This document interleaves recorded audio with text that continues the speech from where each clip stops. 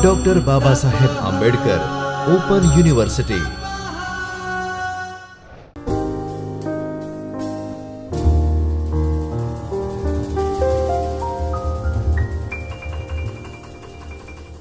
Welcome once again. We are here for video lectures for Omkar E, and we are dealing with subject software engineering for BCA.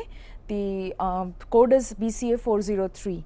So in the last session we saw something related to software risk management. We saw what was the need for software risk management process, alright, and we saw a few of the steps of its implementation. So in today's session what we will be seeing is risk identification, the analysis and planning, and the contingency plans that we have for our risk management. Right. So, let us start with first topic, that is risk identification. Now, when you talk about risk identification, it is something, a step wherein we are going to identify what kind of risks we are going through. While developing our project, we might come across several risks. To identify those risks requires a high level of skill. Right. So, risk identification concerns with finding risk when which a project is subjected to. So, whatever my project is going through, maybe it is a risk associated with some project, then I have to identify that risk.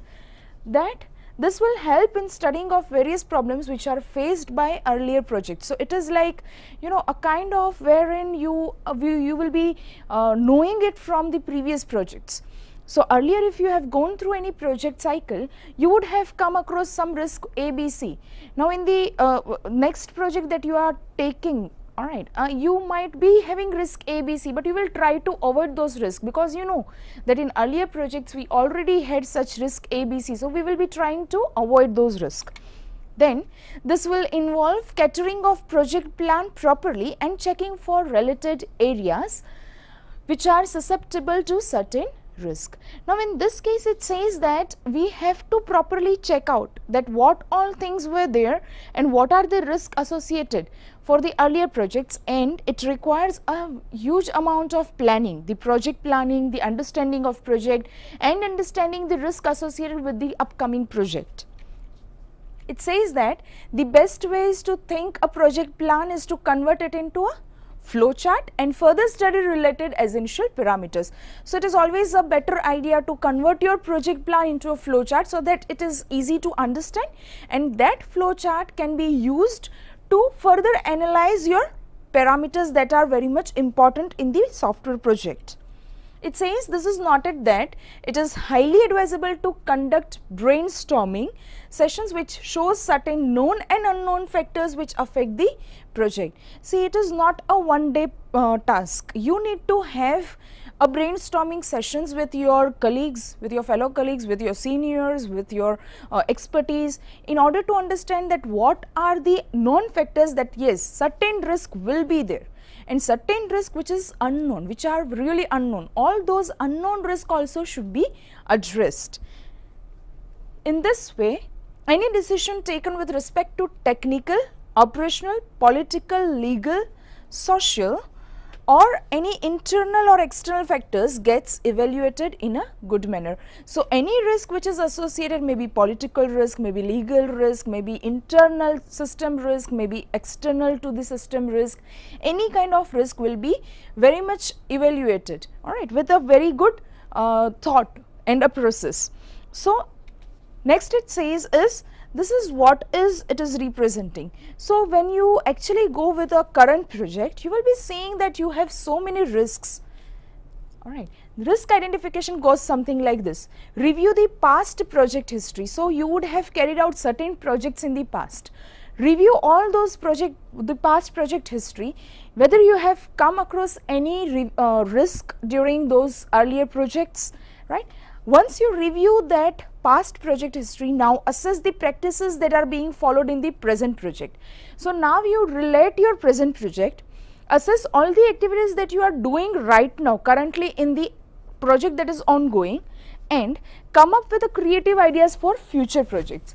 Now, if you find that your current project is having certain risk which was seen earlier in the projects that were done earlier, then in that case what we will do is we will follow a good practice wherein we will try to avoid those risks, and all those risks which was there with the past project which is there in the coming project, I mean the ongoing project, will be of course used to creatively eliminate those risk in the future projects.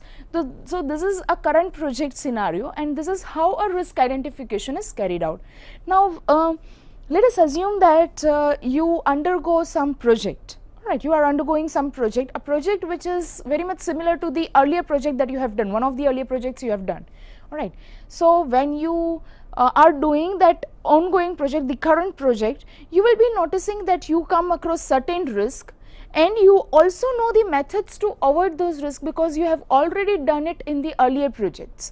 You would have got certain risk in the earlier projects, and those risks which you have, you would have got in the earlier projects would have been addressed very well. So now what you do is, in the current project you try to eliminate those risks which you have done in the earlier projects, and in the current project if you come across any risk, that would be a new risk, a kind of a new risk which was not there in the earlier project, then the combination of that risk of earlier project and the risk associated with the current project can be useful to create a risk free environment, a risk free project code for the future projects. Next, let us see what is analysis and planning. All right, software risk analysis. For software risk analysis, it is very important characteristic of risk management where the risk is located and categorized. So here what you do first is, we locate the risk, we characterize the risk, that what kind of risk is this. All right. Then once the risk categorization is achieved, level, likelihood and impact of risk gets analyzed. Once you know that this is the category of the risk, right, then you have to analyze what kind of level it is. Level means whether it is a very milder one, whether it is a low risk, whether it is a very high risk. So you find its level. You find its likelihood. Likelihood means what this risk comes frequently, or this risk comes only sometimes, right. So it is not very frequent, and impact of risk gets analyzed. And what is the impact of that risk? Whether that risk is actually having impact on some other product modules, if it is harming some other modules, then that risk is a high risk. All right. Then with likelihood, it is understood that after examination, it is noted about chances of risk which takes place due to certain technical conditions. So likelihood even says that if that risk is coming only in certain technical conditions, then those risks are likelihood. I mean when there is like some risk is there, all right, and that risk you would notice that it comes only when some technical default comes, like technicality is changing, maybe the technical system, the platform changes, then in that case only that risk is coming, then that all is coming under likelihood. Secondly, software risk analysis, this technical conditions can be, we talked about technicalities. So what are those technical conditions? The technical conditions can be technology complexity, all right, you are migrating from one technology to the other technology and it becomes very complex to move from one platform to another, or maybe from one technology to another technology, and it may arise some sort of risk, right. Then second is knowledge related to technical aspects with testing team, all right. Certain times testing team would not be having frequent, we would not be thorough with certain kind of techniques that is used with a particular technology, then that also may arise some sort of risk. Then difference which appears among team members, of course we are going to work on a software with a team, right. So we have a project team and that team has certain differences, all right. Then that difference also relates to some technicality problems, right. Then teams spread over wide geographical area. If somebody is sitting there in India and working from some project A, and for the same project as somebody sitting in South Africa is working from there, so there is a lot of distance, so communicating over a phone and over an email is going to be very difficult. So face to face of course cannot happen because one is in South Africa, another one is in India, so that is creating a problem. Use of low quality testing tools, we have today in market, we have so many testing tools. If you use a very low quality testing tools, then that also would relate, that also would arise some sort of risk which is unidentified. So there is a technical default, all right. Now let us see what is software risk analysis. It is important to have an idea about impact, as it is required to have knowledge on business which gets affected due to. Now, software risk analysis says that there are certain impacts which are really very much essential to be understood, just like what? Concern related with customer loss, alright, certain risk which is going to have the lose of confidence, the customer gets we lose easily the customers, we are no more into that terms of a customer the CRM, that is customer relationship, is not there anymore. So second is cause of business suffering. This risk will also at a very slow pace, but it is going to of course harm your business also. So it is going to be cause of your business suffering also. Then reasons for loss of reputation to the society. Now if you are giving some product which is not workable and it is having so many bugs and so many risks associated with it, then in that case of course we will be losing our customer. Apart from that, we will lose our reputation also, right? So company reputation also will be lost. Monetary losses are there, of course we will suffer with monetary problems because we did not deliver a product which was very much risk free and that which customer liked, right? This customer did not like the product because it was having so many risks associated with it. Then in that case we are of course going to suffer with the monetary issues. Legal actions against the company. Some would file some sort of case that this was the thing, and we fall into all those legal issues. Excuse me. Termination of business license, and sometimes it might happen that you would have to terminate your business because of the legal issues that is created with your company from the customer side, right? Then again, it is found that level of risk is identified using what are the parameters that identify the level of risk. Alright, one we talked was technology, that is technicality problems, second was impact, and now the third one is the level of risk. Now what are the level of risk? First is qualitative risk analysis, which could be defined risk in terms of high, low, medium. Right, as I said that we have three kinds of risk. It would be a very low kind of risk, it would be a medium kind of risk, or it might be a high kind of risk, which is going to have impact over some other modules too. So we have qualitative risk analysis, which is falling under high, low and medium. It is found that quantitative risk analysis is also there, which is applied for software risk analysis and is considered as inaccurate due to risk level, which is in terms of percentage that shows hazy picture. See, now we are not going to talk in terms of high, low and medium here because it is quantitative, right? So we will be talking in terms of percentage. For example, if I am delivering a risk prone software, then in that case it is going to suffer a major loss. So how far is my risk affecting my project? Then it would be maybe 50% of my project is risky, so it is going to be medium level, right? But 50% is also too high for certain products, then it might reach to a high level risk also. So quantitative risk analysis will always talk about the risk associated with a project in terms of percentage, that is quantity, right? So those are two levels of risk, one being qualitative, another one being quantitative. Qualitative falling into high, low, medium, and quantitative always showing into percentage. Software risk planning. Now we have already gone through what are the analysis, right? Technicalities, problems, then the risk analysis even involves the type of the level of risk and its impact on a particular software modules. Now let us see what is software risk planning. Software risk planning is related to explaining preventive measure that lowers likelihood or probability of risk.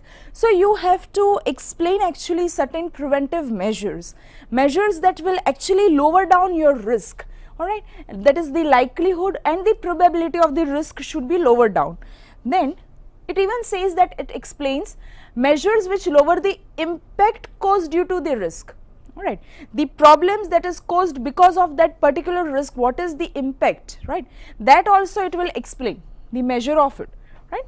Then it says regularly monitoring of process to find risks as early as possible. You have to regularly monitor your system, your the software product that you are managing, you are developing for its risk, and you have to constantly monitor that so that we are able to find out the risk as early as possible. This is the initial system risk. Just check the diagram. There is initial system risk. Certain risk is acceptable, certain risk is unacceptable. Now all those risk which is acceptable can be waived off, I mean you can eliminate it easily, can be assumed. I mean from prior projects you may have the assumption that yes, we are going to undergo certain kind of risk, it is well assumed. Then undiscovered, certain factors will be unknown, then in that case those are undiscovered risk. Then come to the other side, that is unacceptable risk. Unacceptable risk are those risk which is not accepted at all for your software. Such has to be reduced and eliminated or definitely to be avoided. Alright. So once you reduce it, now try to avoid those risks. You have to definitely avoid those risks, and then you get the residual system risk. Alright. So this is a simple cycle of your software risk planning. Coming to the another topic, contingency plans, right, one of the easiest topic. Now what are contingency plans? Contingency planning defines function of risk management on your certain project. See, we have to identify risk, we have to identify the risk, we have to analyze those risks, we have to plan to avoid those risks. Alright, and after successful avoidance of that risk, we have to see that further projects that we carry out in our company should be risk free that is being seen in the earlier projects. So in order to understand all this, we have risk management, and following that risk management on certain project is called as contingency planning. It says it is required in order to cater in case when initial level of risk tackling strategy fails to succeed. This can be better explained with this example. We can say that contingency plan is plan B when your first plan, that is plan A, fails to work. Alright. So when let us say we have two plans to avoid one risk. If my plan A fails to avoid that risk, then in that case I am using my plan B. So that is what is contingency plan. I have plan A, I have plan B, my plan A failed, then I am going to use contingency plan, that is plan B, to avoid certain risk. It involves maintaining alternative plan when original plan fails, which further put to use when risk serves as reality. So it is this contingency plan will work as an alternative plan. Alright. For example, if you are to come from Rajkot to Ahmedabad, right. So when you are using, you come through plan A, that is from Rajkot to Chotila to Limri and then to Ahmedabad.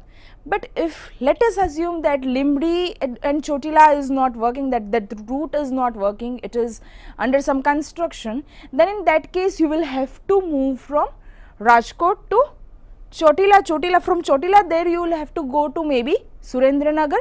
From Surendranagar you will have to take the route. So when that plan A fails, you are using an alternate route to avoid that risk. So that is plan B, and we call it as contingency plan.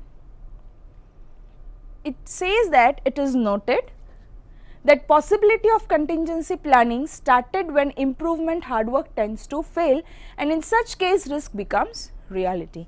See, contingency plans are well prepared. They are prepared in very much advanced level when you find that certain risks are not avoided.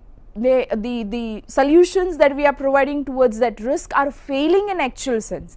Then in that case we are starting to build up certain contingency plans. Alright, so that is where it comes into reality. When that risk comes into reality, we will have to use that alternate plan. Such type of planning is applied in order to cater risks and call upon fixed reply. Right, so they are used when you see certain risk wherein plan the original plan, regular plan fails, and we will have to use the alternate plan in that case.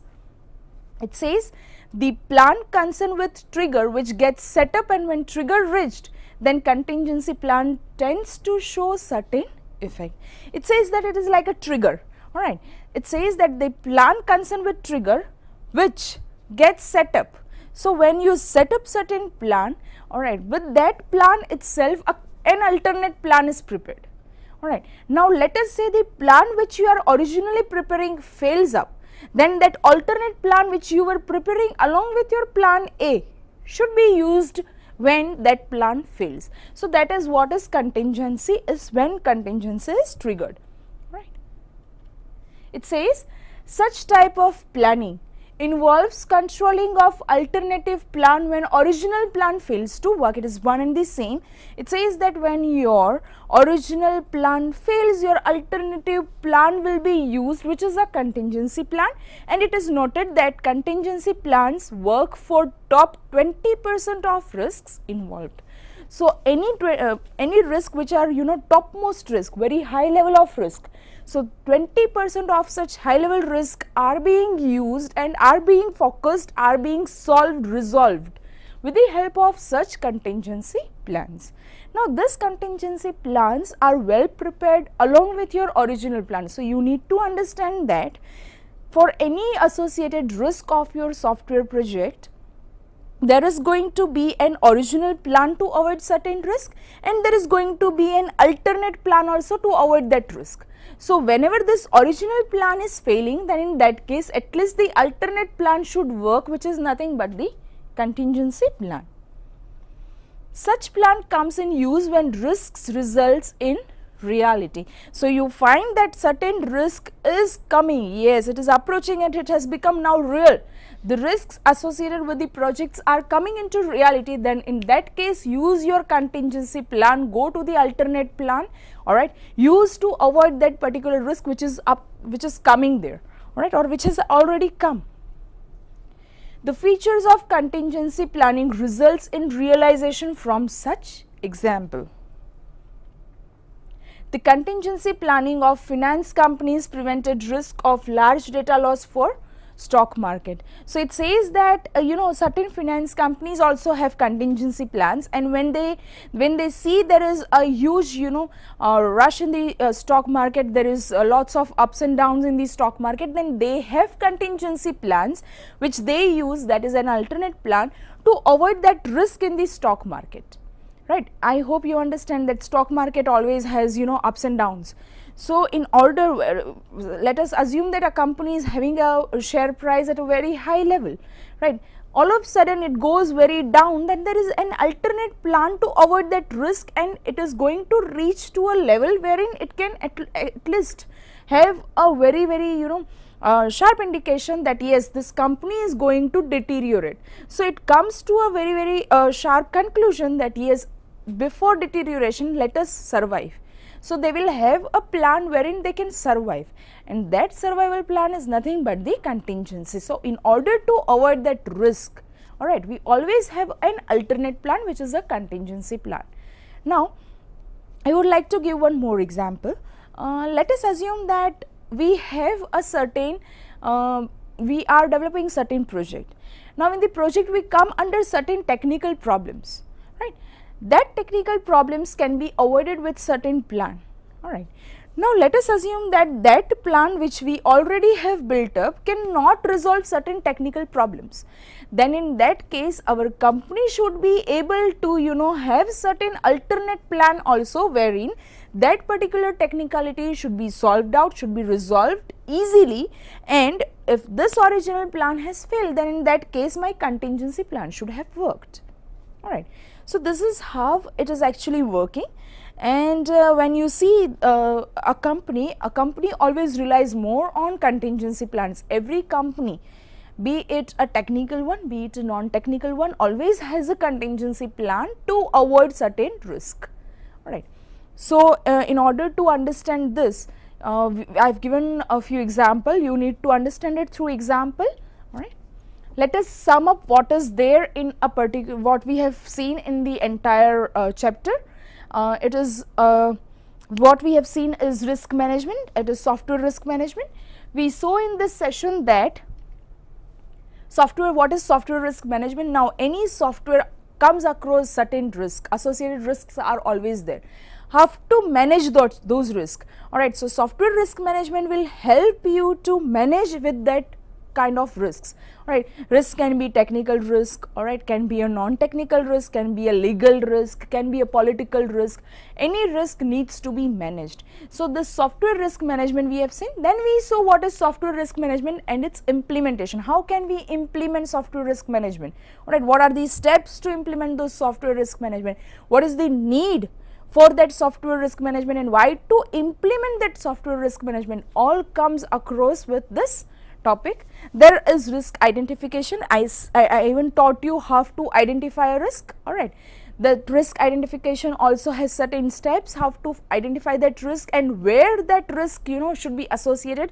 So we were thinking about the past projects having certain risk, we identify those risks and we implement in the current project that those risks should be avoided. And if current project comes across some new risk, then the combination of that past risk and the new risk shall be avoided further for the future projects. So that was coming under risk identification. Then software risk management, analysis and planning. I said that software risk management definitely has an implementation, but we also have to analyze those software risk and we have to plan according to that, alright, to avoid certain risk. So that was talking about the technicality problems, the impact of the risk, the likelihood of the risk, alright, and its planning. Then lastly we saw contingency plans, where we saw that there are going to be two plans, one is original plan, another one is an alternate plan. If a company is seeing some risk in the future, then they will plan an original plan that yes, if this risk is coming, we have an original plan.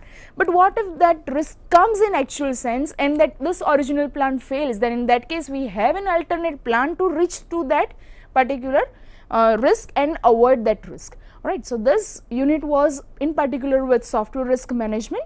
Alright, and the software risk management 1 in the next session we will be saying is software risk management 2, which is going to talk about various software risks associated with our project and how to avoid those risks, and further being seen the proper channelization of that risk, and we will be meeting soon in the next lecture. Thank you. स्वाध्यायः परः